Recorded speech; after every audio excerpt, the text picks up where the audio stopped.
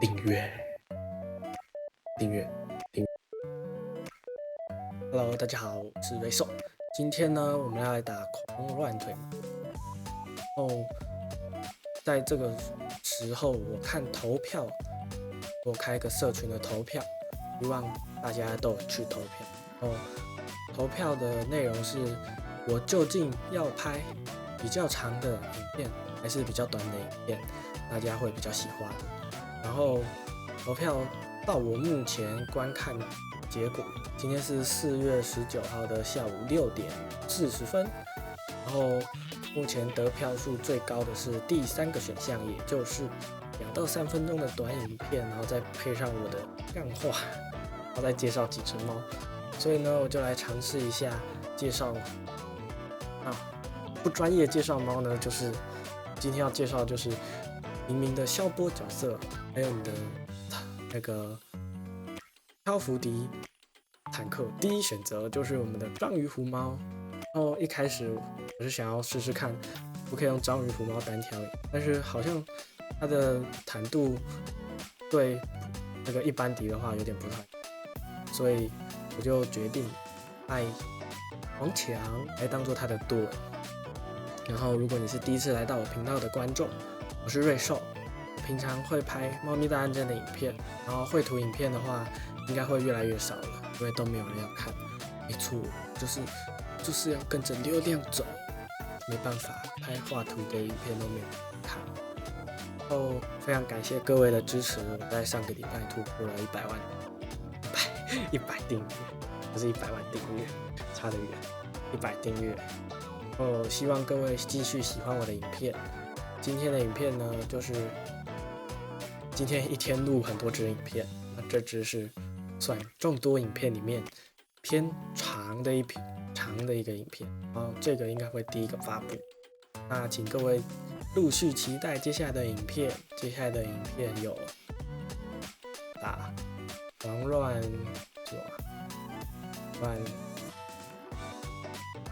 那什么，反正继续打狂乱。然后主账号也推完真传的进度了，所以希望各位可以期待一下之后的影片。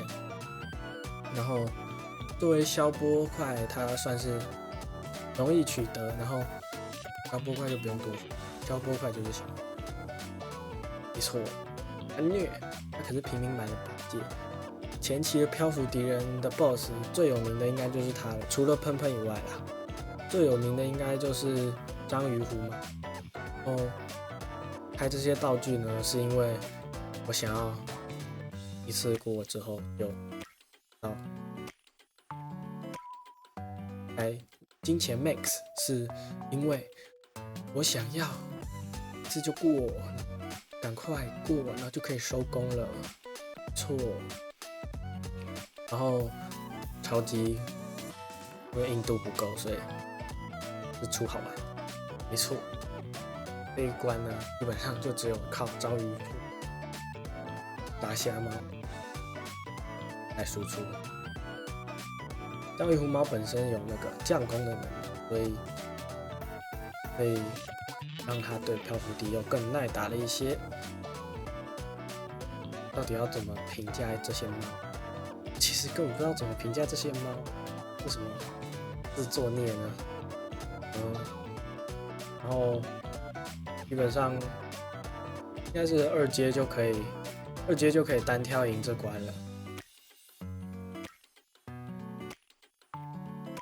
可以看到这样战线非常的稳定，只能说战线稳定的让我想要出这些大型单位，但是我发现降攻之后超级还是走不进去，所以觉得有点浪费时间，打太慢了，应该多带几只血量比较高的角色，但是我好像也没几只血量高的角色。总之今天的影片就是试试水温，试试看比较短的影片，去看率怎么样，观看成绩怎么样。错。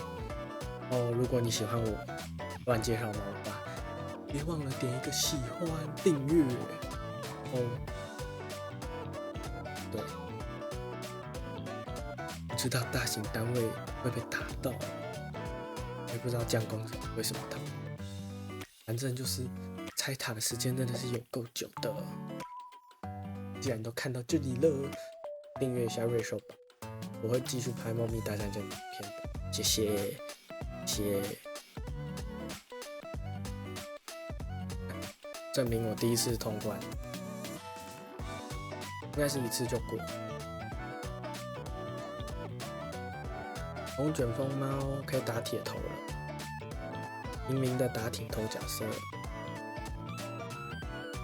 今天的影片到这里了，如果你喜欢，记得按赞、订阅、分享、留言，我会回留言。